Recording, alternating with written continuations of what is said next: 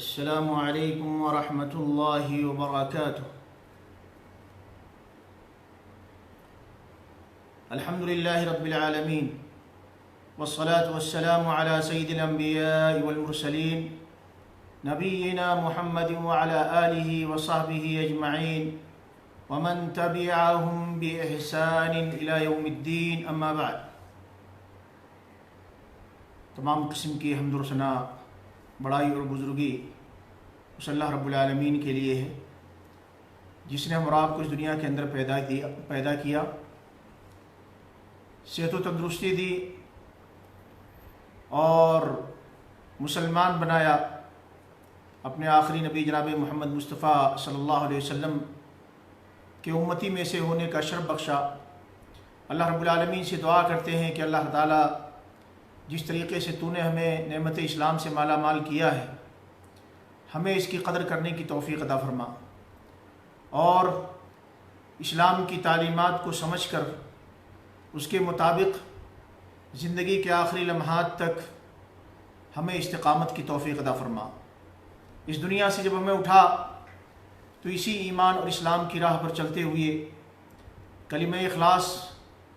کلمہ توحید، لا الہ الا اللہ محمد رسول اللہ کے ساتھ ہمارا خاتمہ بالخیر فرما۔ یقیناً موجودہ وقت میں جس طریقے سے کورونا وائرس یا کورونا کے وبا نے پوری دنیا کو اپنے لپیٹ میں لیا ہوا ہے، پوری دنیا اس وقت سہمی ہوئی نظر آ رہی ہے، کسی کو بھی سکون اور قرار نہیں ہے، ہر شخص بے چینی اور بدسکونی کا شکار ہے۔ ویسے عمومی طور سے کب کس کے ساتھ کیا ہو جائے کسی کو پتہ نہیں ہے، لیکن موجودہ وقت میں کچھ زیادہ ہی قلق اور اضطراب لوگوں کے اندر پایا جا رہا ہے، اور یہ فطری شے ہے، اس لیے کہ آئے دن ہم دیکھ رہے ہیں ہماری آنکھوں کے سامنے جنازے اٹھ رہے ہیں، ہمارے ایسے نوجوان، ہمارے ایسے اپنے لوگ جو بالکل صحت و تندرستی کے ساتھ زندگی گزار رہے تھے، اور اللہ نے جن کو توفیق دی تھی اس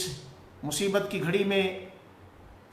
مسائل کو دور کرنے کی بھی کوششیں کر رہے تھے، لیکن کتنے ایسے لوگ ہیں جو اپنی نیکیوں کے ساتھ آج اس دنیا میں موجود نہ رہے۔ بہرحال ہر شخص کا اپنا وقت متعین ہے اور اپنے وقت پر انسان کو جانا ہے، لیکن کسی کو پتہ نہیں کہ اس کا جانا کب ہو جائے۔ یہ اور بات ہے کہ طے ہے جانا، آخری وقت ہر شخص کا اپنا متعین ہے۔ اب ضرورت اس بات کی ہے کہ ہم میں سے ہر شخص اپنے آخری لمحے کے لیے تیاری کر کے رکھے، کیونکہ کسی کو پتہ نہیں وہ آخری گھڑی کس وقت آ جائے، موت کا فرشتہ کس وقت اللہ رب العالمین کے حکم سے موت کا پیغام لے کر کے ہمارے سامنے حاضر ہو جائے، ہم میں سے کوئی نہیں جانتا ہے۔ لہذا ہماری اور آپ کی ذمہ داری بنتی ہے کہ ہر وقت ہم اللہ رب العالمین سے ملاقات کے لیے تیار رہیں اور ان چیزوں کو اس دنیا کے اندر رہتے ہوئے انجام دیں کہ جس کی وجہ سے ہم اللہ رب العالمین کی ذات سے امید لگائیں کہ اللہ تعالیٰ موت کے مراحل، موت کے بعد قبر کے مراحل، اور اس کے بعد پھر جو آخرت کے مراحل ہیں ہمیشہ کے سکون کی شکل میں جنت الفردوس کے اندر اللہ رب العالمین ہمیں نصیب فرمائے۔ دیکھیں، دنیا کے اندر انسان موجود ہے، اور جب تک انسان ہے انسان سے گناہ ہوتے ہیں، نافرمانی کے کام ہوتے ہیں، برائیاں ہوتی ہیں، اور بہت سے ایسے گناہ ہیں جن کا شمار بڑے بڑے گناہوں کے اندر ہوتا ہے، بڑے بڑے ان جرائم کے اندر ہوتا ہے کہ جن کی وجہ سے انسان کی آخرت تباہ ہو جاتی ہے، اور دنیا میں گرچہ انسان اپنے آپ کو بڑا پکا سچا اور بہت اچھا نیک اور صالح اور اسی طریقے سے دیندار سمجھتا ہے، جبکہ حقیقت یہ ہوتی ہے کہ اس کے ان بڑے بڑے گناہوں کی وجہ سے دراصل وہ دینداری سے دور جا چکا ہوتا ہے، اللہ رب العالمین کی توحید سے بھٹک چکا ہوتا ہے۔ تو بہت سے ایسے آج معاشرے کے اندر، سماج کے اندر، لوگوں کے اندر ایسے گناہ پائے جاتے ہیں جن پر یا تو لوگ توجہ نہیں دیتے، جس کی وجہ سے اپنے گناہوں کے اندر ڈوبتے چلے جاتے ہیں، یا یہ کہ ان کو پتہ نہیں ہے کہ یہ گناہ ہے۔ ہو سکتا ہے ان کو لوگوں نے کچھ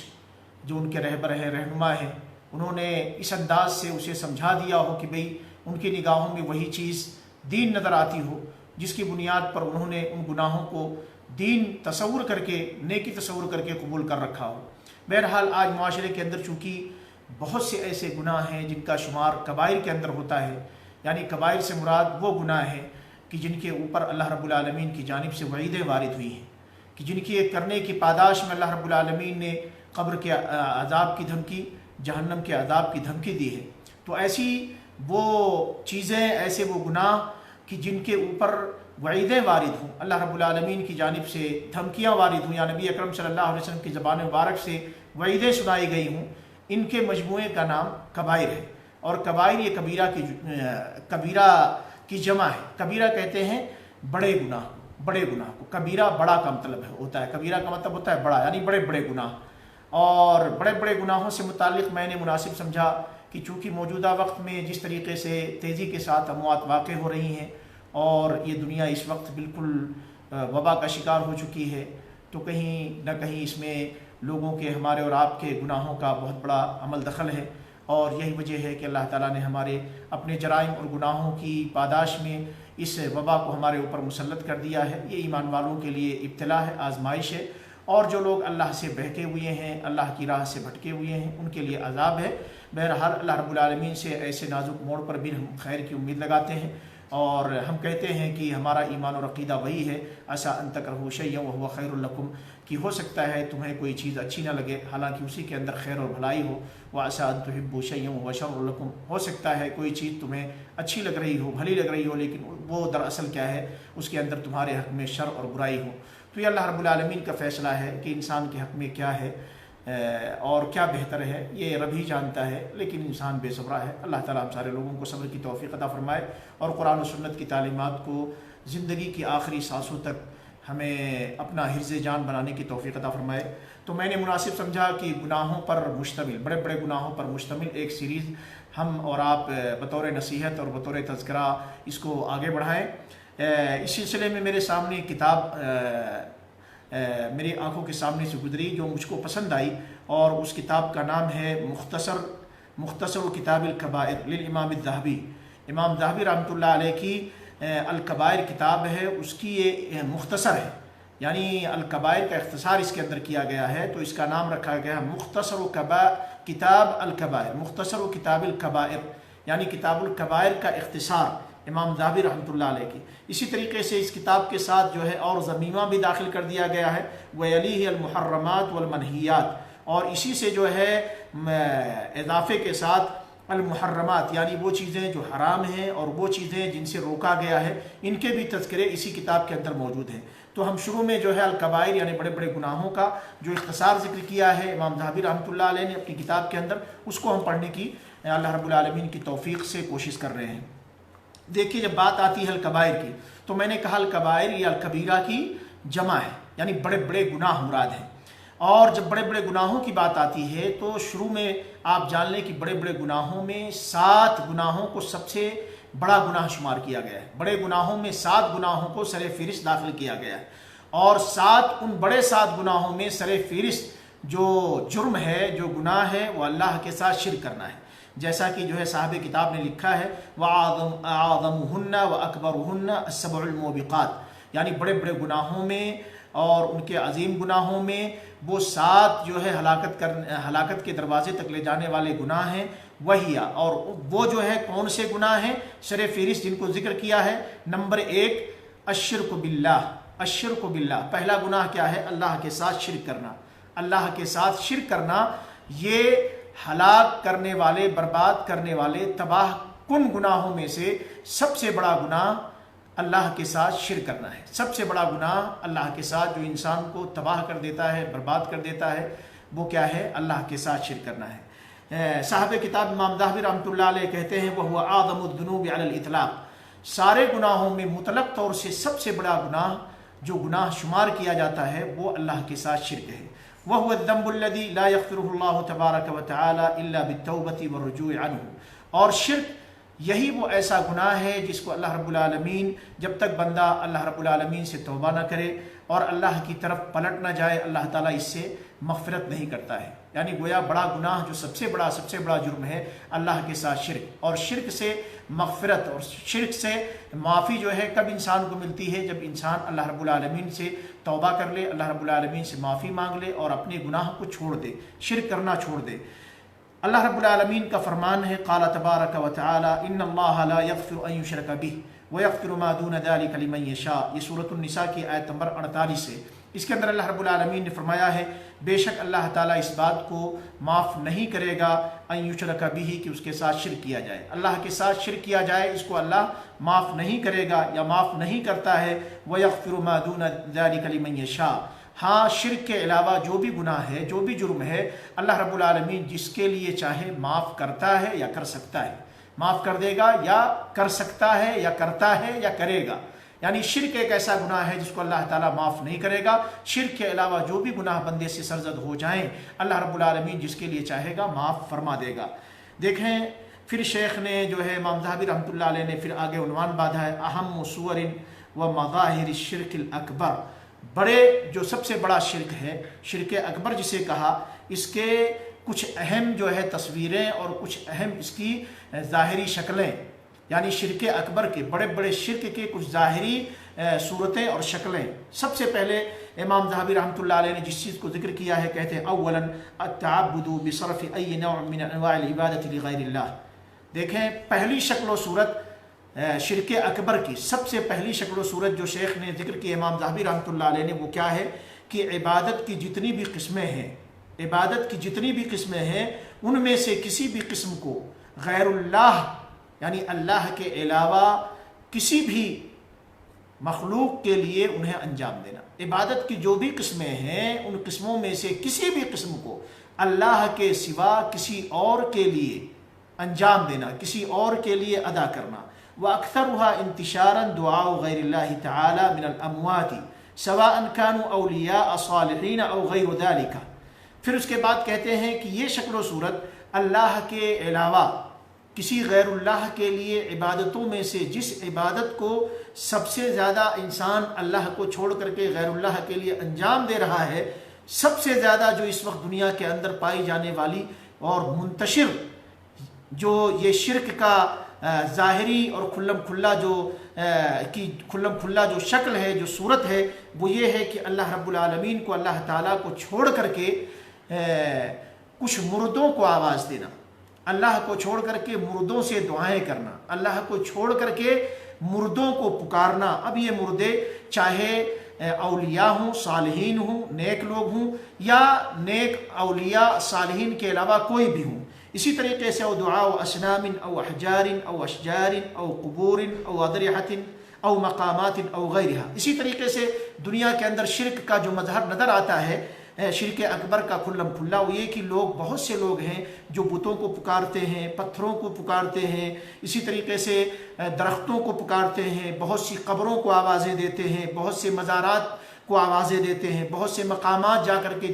وہاں جا کر کے فریادیں طلب کرتے ہیں، آواز دیتے ہیں، پکارتے ہیں۔ اسی طریقے سے کھلم کھلا شرک کی جو ظاہری شکل و صورت ہے اس میں سے ومنہ اعتقاد انہا تنفع او تضر،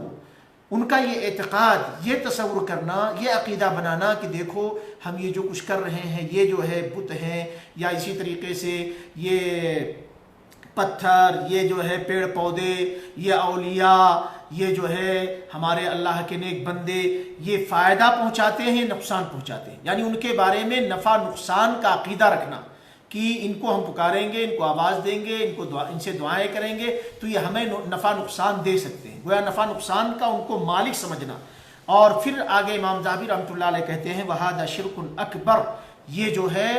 سب سے بڑا شرک ہے، یہ بڑا کھلم کھلا شرک ہے، مخرج عن ملت الاسلام، اتنا بڑا شرک ہے کہ یہ آدمی کو اسلام کے دائرے سے، ملت اسلام سے نکال دیتا ہے۔ حتی لو کان یعظم اللہ تعالی یعبدہ فی نفس الوقت، یہاں تک کہ شیخ امام ذہبی رحمۃ اللہ علیہ کہتے ہیں کہ گرچہ بندہ اسی وقت میں جب کہ یہ مردوں کو پکار رہا ہو، پتھروں کو پکار رہا ہو، پتھروں سے دعائیں کر رہا ہو، پیڑ پودوں سے امیدیں لگا رہا ہو، ان کو نفع نقصان کا مالک سمجھ رہا ہو، گرچہ ایسا شخص اللہ کی بھی عبادت کر رہا ہو، گرچہ ایسا شخص اللہ کی بھی تعظیم کر رہا ہو، لیکن اپنے ان عقیدے بنانے کی وجہ سے، ایسے امور کو انجام دینے کی وجہ سے ایسا شخص گرچہ اللہ کی تعظیم کر رہا، اللہ کی عبادت کر رہا، لیکن وہ دائرہ اسلام سے باہر ہو جاتا ہے، اس کا اسلام باقی نہیں رہتا، اور دین اسلام پر باقی نہیں رہ پاتا ہے۔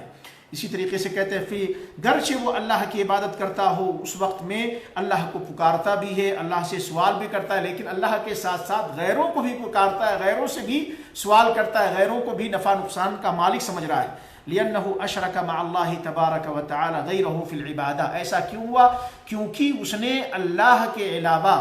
اللہ کے بندوں میں سے، اللہ کی مخلوق میں سے کسی اور کو اللہ کی عبادت میں ساجی اور شریک بنا دیا ہے، اللہ کا پارٹنر بنا دیا۔ اس کے لیے اب وہ گرچہ نمازیں پڑھے، روزے رکھے، گرچہ اس کے عبادتیں اللہ کے لیے ہو رہی ہیں، اللہ کی تعظیم بھی کر رہا، لیکن شرک کا معاملہ ہے، اس کے لیے وہ سب بیکار ہو جائیں گی اور اس کا شمار پھر مسلمانوں میں سے نہیں ہوگا، وہ دائرہ اسلام سے باہر ہو جاتا ہے۔ وَلِأَنَّ الْكُفَّارَ الَّذِينَ حَارَبَهُمُ الرَّسُولُ صلی اللہ علیہ وسلم فِي مَكَّةَ كَانُوا يُعَظِّمُونَ اللَّهَ تَعَالَى وَيَعْبُدُونَهُ، ایسا کیوں ہے؟ امام ذہبی رحمۃ اللہ علیہ کہتے ہیں چونکہ ہم جب یہ دیکھتے ہیں کہ یہ مکے کے جو کفار تھے، کفار جو اللہ کے نبی صلی اللہ علیہ وسلم نے جن کے خلاف جہاد کیا اور جن سے اللہ کے رسول صلی اللہ علیہ وسلم نے لڑائیاں لڑی، یہ لوگ، ان کا عالم کیا تھا کہ یہ بھی اللہ کی تعظیم کرتے تھے، اللہ کی بڑائی بیان کرتے تھے اور اللہ کی عبادت بھی انجام دیتے تھے، یعنی عبادت بھی اللہ کی کرتے تھے اور تعظیم بھی اللہ کی کرتے تھے۔ وَلَكِنْ ذَلِكَ لَمْ يَنْفَعْهُمْ، لیکن ان کی یہ تعظیم، اللہ کی عبادت کا انجام دینا،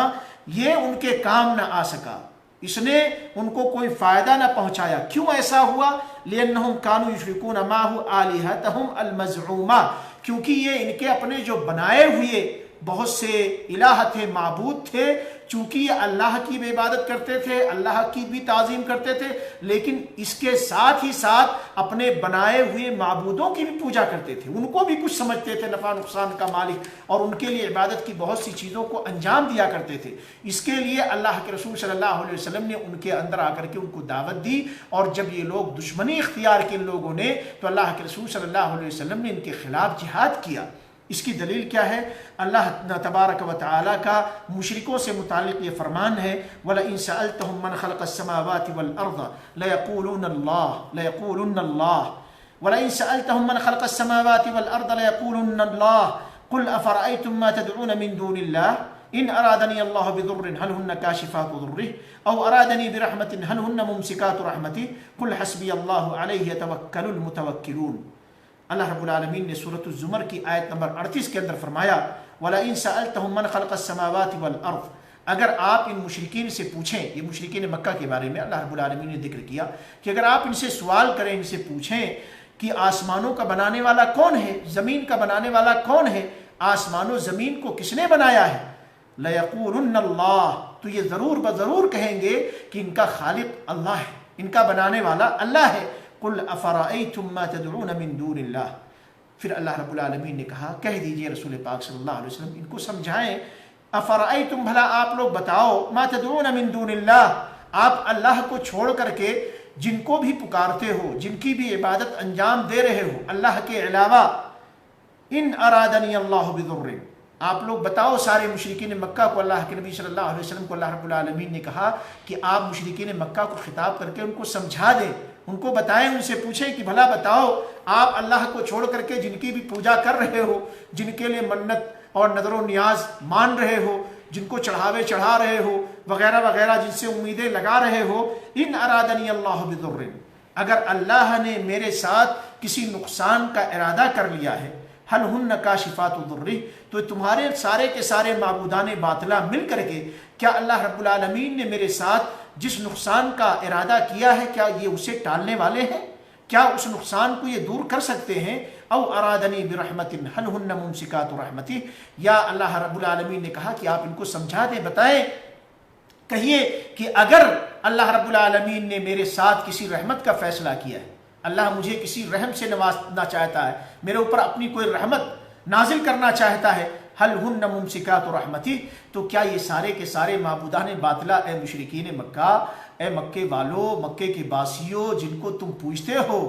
اپنا جو معبود بنا بنا کر کے جن کے سامنے جاتے ہو، یہ سارے مل کر کے اللہ نے اگر میرے لیے کسی خیر کا ارادہ کیا ہے، اللہ نے مجھے کوئی بھلائی پہنچانے کا فیصلہ کیا ہے، تو کیا یہ اللہ کے اس ارادے پر پابندی لگا سکتے ہیں؟ کیا اللہ کے اس خیر کے ارادے کو یہ روک سکتے ہیں سارے مل کر کے؟ قل حسبی اللہ، اے رسول پاک صلی اللہ علیہ وسلم آپ لوگوں کو بتا دیں، سمجھا دیں، حسبی اللہ کہ میرے لیے کافی کون ہے؟ اللہ ہے۔ میرے لیے بھی، میرے ناظرین، میرے مشاہدین، تمام مسلمانوں کے لیے، تمام اہل ایمان کے لیے، تمام کے تمام موڑ پر حالات کتنے نازک کیوں نہ ہو جائیں، پریشانیاں کتنی زیادہ بڑھ کیوں نہ جائیں، کتنی بڑی وبا سے ہم دوچار کیوں نہ ہو جائیں، کتنی بڑی مصیبت ہمارے اوپر کیوں نہ آ جائے، لیکن ہمارا ایمان اللہ کی ذات پر ہونا چاہیے، ہمارا توکل اللہ کی ذات پر ہونا چاہیے، ہمارا اعتماد اللہ کی ذات پر ہونا چاہیے۔ حسبی اللہ کہ میرے لیے اللہ کافی ہے، علیہ یتوکل المتوکلون، اور توکل کرنے والے، بھروسہ کرنے والے اللہ ہی کی ذات پر توکل بھروسہ کرتے ہیں۔ بے شک ہم نے اللہ کی ذات پر توکل بھروسہ کیا ہے۔ یہ سورۃ الزمر کی آیت نمبر 38 تھی، 38 نمبر آیت۔ پھر اس کے بعد امام ذہبی رحمۃ اللہ علیہ کہتے ہیں بل کان کفار قریش الذین قاتلهم الرسول صلی اللہ علیہ وسلم یعتبرون الاصل هو عبادۃ اللہ تعالی وتعظیمہ۔ یہ کفار قریش کے یہ کافر لوگ جن سے اللہ کے رسول صلی اللہ علیہ وسلم نے قتال کیا، جہاد کیا، ان کے نزدیک اللہ تعالی کی عبادت ہی اصل تھی، یعنی یہ بھی مانتے تھے کہ عبادت کا مستحق، پوجا کا مستحق صرف اللہ تعالی ہے، اور اللہ تعالیٰ کی تعظیم ہی اصل ہے، اللہ ہی کی تعظیم کی یہ بھی قائل تھے۔ وَلَكِنَّهُمْ كَانُوا يَدْعُونَ وَيَذْبَحُونَ لِآلِهَتِهِمْ، لیکن ان کا حال یہ تھا، مانتے تھے، یہ اعتراف کرتے تھے کہ اللہ ہی عظمت کے لائق ہے، اللہ ہی کی تعظیم ہونی چاہیے، عبادت کا مستحق اللہ ہی ہے، لیکن اس کے ساتھ ہی ساتھ یہ جو ہے دعائیں کرتے تھے، اور اسی طریقے سے یہ جو ہے جانور ذبح کیا کرتے تھے، لِآلِهَتِهِمْ الْمَزْعُومَةِ، یہ ان کے اپنے جو بنائے ہوئے، ان کے اپنے تصور کے مطابق، ان کے جو ہم اپنی زبان میں جس کو ہم ہندی والے، ہمارے ہاں ہندوستانی لوگ کہتے ہیں، ہمارے غیر مسلم، کہ بھگوان ان کے جو اپنے بنائے ہوئے بھگوان تھے، ان کے بنائے ہوئے اپنے جو معبود تھے، ان کے اپنے تصور کے مطابق، یہ ان کے لیے جو ہے کیا کرتے تھے، ان سے فریاد طلب کرتے تھے، ان کو آوازیں دیتے تھے، اور ان کے لیے جانور ذبح کیا کرتے تھے۔ لیکن کیوں کرتے تھے یہ لوگ؟ لِتُقَرِّبُهُمْ إِلَى اللَّهِ زُلْفَىٰ، ان کا یہ عقیدہ نہیں تھا کہ یہ اس کے حقدار ہیں کہ ہم ان کی پوجا کریں، ان کی عبادت کریں، یہ ہمیں کچھ دینے کی صلاحیت رکھتے ہیں، نفع نقصان پہنچانے کی صلاحیت رکھتے ہیں، بلکہ اصل یہ اللہ ہی کو مانتے تھے، عبادت کا حقدار، پوجے کا حقدار یہ اصل اللہ ہی کو مانتے تھے، اور ساری عظمت کا حقدار یہ اصل اللہ ہی کو مانتے تھے۔ لیکن یہ اپنے ان بنائے ہوئے معبودوں کے ساتھ جو کچھ کر رہے تھے تاکہ یہ انہیں اللہ سے قریب کر دیں، ان کا یہ ماننا تھا کہ ہم ایسا کریں گے تو یہ ہمیں جو ہے اللہ کے نزدیک کر دیں گے، کما حکى عنہم اللہ تعالی، جیسا کہ ان کے بارے میں اللہ تعالیٰ نے بیان کیا ہے۔ اللہ تعالیٰ کا یہ فرمان سورۃ الزمر کی آیت نمبر 3 کے اندر موجود ہے، والذین اتخذوا من دونہ اولیاء، کہ جن لوگوں نے اللہ کو چھوڑ کر کے اپنے اولیاء بنا لیے، اللہ کو چھوڑ کر کے جنہوں نے اولیاء بنا رکھے ہیں۔ اولیاء کا معنی آپ نے جان رکھا ہے کہ اولیاء یہ ولی کی جمع ہے، ولی کا معنی ہوتا ہے دوست، قریبی، نزدیکی۔ تو اللہ کو چھوڑ کر کے جن لوگوں نے اولیاء بنائے ہوئے ہیں، ما نعبدہم الا لیقربونا الی اللہ زلفا، ان کا تصور یہ ہے، ان کا ماننا یہ ہے، ان کا کہنا یہ ہے، ما نعبدہم، ہم ان کی عبادت نہیں کرتے ہیں، الا لیقربونا الی اللہ زلفا، جو کچھ ہم ان کے ساتھ کر رہے ہیں وہ محض اس لیے کر رہے ہیں تاکہ یہ ہمیں اللہ کے نزدیک کر دے، تاکہ یہ ہمیں اللہ کے قریب کر دے۔ یہ سورۃ الزمر آیت نمبر 3 ہے۔ گویا اصل عبادت کا حقدار اللہ ہی کو مانتے، اصل تعظیم کا حقدار یہ اللہ ہی کو مانتے تھے مشرکین مکہ، لیکن یہ سارا سلسلہ کیوں کرتے تھے؟ کہ یہ ہمیں اللہ سے قریب کر دیں گے، ہماری حاجتیں اس طریقے سے ان کے ذریعے سے جائیں گی تو جلدی اللہ کے ہاں پوری ہو جائیں گی۔ اب وہی سلسلہ کیا ہوا، مشرکین مکہ کا وہ انداز جہاں سے ان کے یہاں بت پرستی کی بنیاد سب سے پہلے پڑی، اور جس کی بنیاد پر ان کو کافر قرار دیا گیا، جس کی بنیاد پر ان کو مشرک گردانا گیا۔ آج بہت سے لوگ ہیں جو کلمہ گو ہیں اور اللہ اس کے رسول کے کلمے کا اقرار کرنے والے ہیں، اور بڑے ہی فخریہ انداز میں اپنے آپ کو مسلمان بھی کہتے ہیں۔ اب ایسے لوگ نادانی کی بنیاد پر، جہالت کی بنیاد پر، یا یہ کہ ان کو لوگوں نے ایسے ہی گمراہ کر دیا ہے، اس لیے وہ سارا کام کر رہے ہیں جو مشرکین مکہ کیا کرتے تھے۔ مکے کے قریش کے جو لوگ اسلام نہ لائے تھے، جن کو اللہ نے جو ہے گمراہیت میں ڈال رکھا تھا، وہ لوگ جن چیزوں کو انجام دیا کرتے تھے، آج بہت سے مسلمان کلمہ گو ایسے کر رہے ہیں۔ اللہ تعالیٰ ہدایت کی توفیق عطا فرمائے۔ دیکھیں دوسری جگہ پر اللہ رب العالمین نے فرمایا، سورۃ یونس کی آیت نمبر 18 ہے، اس کے اندر اللہ رب العالمین نے فرمایا وَيَعْبُدُونَ مِن دُونِ اللَّهِ مَا لَا يَضُرُّهُمْ وَلَا يَنفَعُهُمْ، یا اللہ کو چھوڑ کر کے، اللہ کے علاوہ ایسوں کی عبادت کرتے ہیں۔ دیکھیں من دون اللہ، من دون اللہ میں ضروری نہیں ہے کہ اللہ کے دشمن ہو، اللہ کو چھوڑ کر کائنات جو کچھ ہے ان کا شمار من دون اللہ میں ہوتا ہے، چاہے وہ فرشتوں کی ذات ہو، چاہے وہ نبیوں رسولوں کی ذات ہو، چاہے وہ اولیاء اللہ کی ذات ہو، کسی بھی شکل و صورت میں کائنات میں سے جو بھی ہو اللہ کے علاوہ اس کا شمار من دون اللہ میں ہوتا ہے۔ تو اللہ رب العالمین نے فرمایا اور وہ لوگ اللہ کے علاوہ ایسوں کی عبادت کرتے ہیں ما لا یضرہم، جو ان کو نہ تو نقصان پہنچا سکتے ہیں ولا ینفعہم، اور نہ ہی نفع دے سکتے ہیں، یعنی جو ان کے لیے نفع نقصان کی صلاحیت نہیں رکھتے۔ اب یہ ایسے معبود انہوں نے بنا لیے، ایسوں کی پوجا کرنی شروع کر دی، ایسوں کی عبادت کرنی شروع کر دی، یہ عبادت کی بہت سی قسموں کو ایسوں کی جانب انہوں نے ڈائیورٹ کر دیا، ایسوں کی طرف پھیر دیا جن کا حال یہ ہے کہ وہ کسی نفع نقصان کے مالک نہیں ہیں، وہ انسان کے ساتھ نہ ہی جو ہے کوئی بھلائی کر سکتے ہیں، نہ ہی انسان کے ساتھ کوئی نقصان پہنچا سکتے ہیں۔ وَيَقُولُونَ هَؤُلَاءِ شُفَعَاؤُنَا عِندَ اللَّهِ،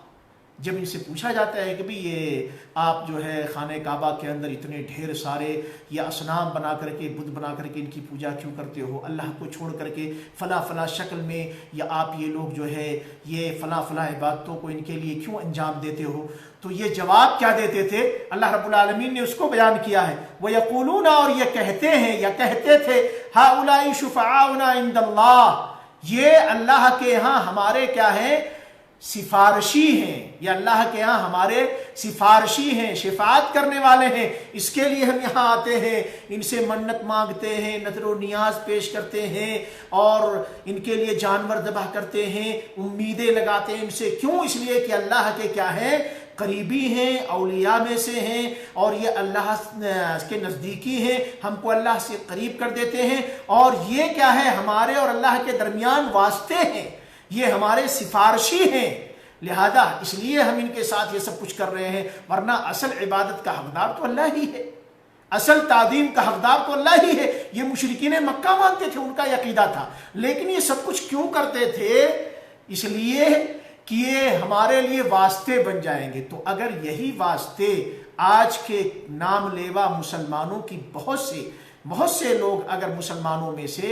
اگر نام لیوا عبداللہ عبد الرحمن نام رکھا ہوا ہے اور کلمہ گو ہیں اور اپنے آپ کو مسلمان مانتے ہیں، اگر یہی سارا کام، ایسا ہی عقیدہ ان کا بھی ہے کہ بھئی یہ فلاں اولیاء اللہ ہیں، یہ اللہ کے بزرگان تھے، یہ بزرگان دین تھے، ان کے بڑے مقام و مرتبے ہیں، یہ اللہ رب العالمین کے ہاں ہمارے لیے سفارشی بن جائیں گے، یہ ہمارے اور رب کے درمیان واسطہ ہیں، لہذا اسی بنیاد پر ہم ان کی قبروں پر جاتے ہیں، چراغاں کرتے ہیں، اور وہاں چادریں چڑھاتے ہیں، وہاں منتیں مانگتے ہیں، اور وہاں نذر و نیاز پیش کرتے ہیں، اور وہاں جانور لے جا کر کے ذبح کرتے، وغیرہ وغیرہ اعتقاد ہم ان سے وابستہ کرتے ہیں، محض اس لیے کہ اللہ کے اولیاء ہیں، اللہ کے قریبی ہیں، یہ اللہ کے یہاں شفعاء ہیں ہمارے۔ تو یاد رکھیں یہ سلسلہ کن کا ہے؟ مشرکین مکہ کا ہے، یہ سارا طور طریقہ کن کا ہے؟ مشرکین مکہ کا ہے، اور یہ وہ مشرکین مکہ ہیں جن کے انہی عقیدوں اور انہی اعمال کی بنیاد پر اللہ کے نبی صلی اللہ علیہ وسلم نے ان کے خلاف جہاد کیا،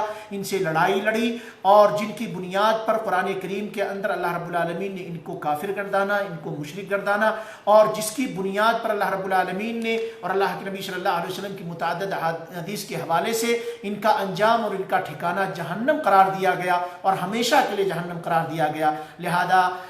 ہم اور آپ کو چاہیے کہ ایسے مشرکانہ عقائد اور مشرکانہ عادت و اطوار سے ہم خود اپنے آپ کو بچائیں، اپنے بال بچوں کو بچانے کی فکر کریں، اپنی ضروریت کو بچانے کی فکر کریں، اور کوشش کریں کہ دنیا کے اندر زیادہ سے زیادہ ہم دعوت توحید کو عام کر سکیں، اور ان راہوں سے جو توحید کے الٹے سمت میں لے جانے والی ہیں، یعنی گویا شرک کی راہیں ہیں، شرک کی راہوں سے، ان کی پگڈنڈیوں سے لوگوں کو آگاہی دے سکیں، لوگوں کو وارننگ دے سکیں۔ اس لیے کہ انسان کے لیے ضروری ہے کہ دو چیزوں کو جانے، ایک تو اس چیز کی حقیقت کو آدمی اس وقت تک نہیں جان سکتا جب تک کہ اس کے ضد کو نہ جانے. گویا توحید کو سمجھنا ہے تو جو توحید کی ضد ہے شرک، اس کو بھی جاننا ہوگا. اس لیے جاننا ہوگا کہ اس سے اپنے آپ کو ہم دور کر سکیں، اس سے اپنے آپ کو بچا سکیں، اس سے دنیا کو ہم آگاہی دے سکیں. اس لیے ہم شرک کو نہیں جاننے کی کوشش کر رہے کہ شرک کے طریقوں کو، ان کے جو شرک کے اقسام ہیں، جو شرکیہ امور ہیں، ان کو جان کر کے نعوذ باللہ ثم نعوذ باللہ انہی راہوں کو اختیار کریں، انہی اعمال کو ہم انجام دینے لگے. نہیں، بلکہ ہم برائی کو ہم کیوں سیکھتے ہیں، برائی کو جاننے کی کیوں کوشش کرتے ہیں؟ تاکہ ہم اس سے بچیں، تاکہ اس سے ہم بچیں اور دنیا کو بچانے کی فکر کریں. لہذا اللہ رب العالمین سے ہم دعا کرتے ہیں کہ اللہ تعالیٰ ہم سارے لوگوں کو توحید والا بنائے، پکا سچا ایمان والا بنائے اور صحیح عقیدہ اختیار کرنے کی توفیق عطا فرمائے، اور ان گناہوں سے اللہ رب العالمین ہم سارے لوگوں کو محفوظ فرمائے جن کا شمار بڑے گناہوں میں ہوتا ہے. اور جس کی پہلی سر فہرست جس کو آج کے اس درس کے اندر ہم نے جانا، وہ پہلا گناہ کیا ہے؟ اللہ کے ساتھ شرک کرنا ہے. سب سے بڑا گناہ، سب سے بڑا جرم کون سا ہے؟ اللہ کے ساتھ شرک کرنا ہے. اور شرک کا جو ظاہری مظہر آج کے اس درس میں پہلا مظہر ہم نے جانا ہے، وہ یہ ہے کہ مردوں کو پکارنا، مردوں سے دعائیں کرنا. اب مردے چاہے قبروں کے اندر ہوں یا ان کی عالی شان ان کے مزار بنا دیے جائیں یا عمومی قبرستانوں کے اندر ہوں، کسی بھی شکل و صورت کے اندر مردوں کو آواز دینا، قبر والوں کو پکارنا، یہ اسی طریقے سے قبروں سے امیدیں وابستہ کرنا، وہاں لے جا کر نظر و نیاز پیش کرنا، وہاں جا کر کے جانور ذبح کرنا وغیرہ وغیرہ، یہ ساری چیزیں، یہ ظاہری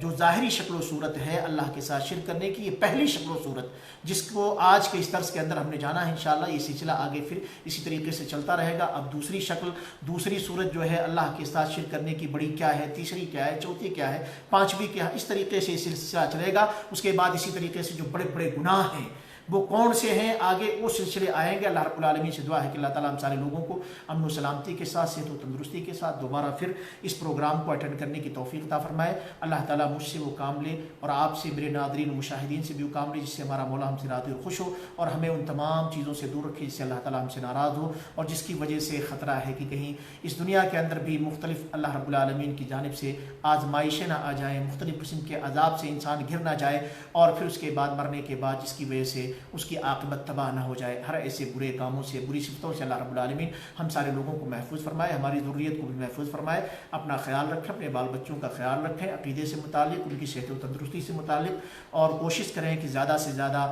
یہ جو درس ہے اس کو آپ لوگوں تک پہنچائیں. اب آخر میں گزارش کرتا ہوں کہ ہم میں سے جو پریشان حال ہیں اللہ رب العالمین ان کی پریشانیوں کو دور فرمائے، اس کے لیے آپ دعا کریں. اسی طریقے سے ہم میں سے جو بیمار ہیں اللہ رب العالمین ان کی بیماریوں کو دور فرمائے، اس کے لیے بھی آپ دعا کریں. خاص طور سے ہم جو ایک دوسرے کے اس دینی درس کی مناسبت سے ساتھی بنے ہیں، ہم ایک دوسرے کے لیے غائبانہ طور سے دعائیں کریں، خیر و بھلائی کے لیے، صحت و تندرستی کے لیے اللہ رب العالمین توفیق عطا فرمائے. انشاءاللہ پھر کل ملاقات ہوگی. فی امان اللہ، مع السلامہ.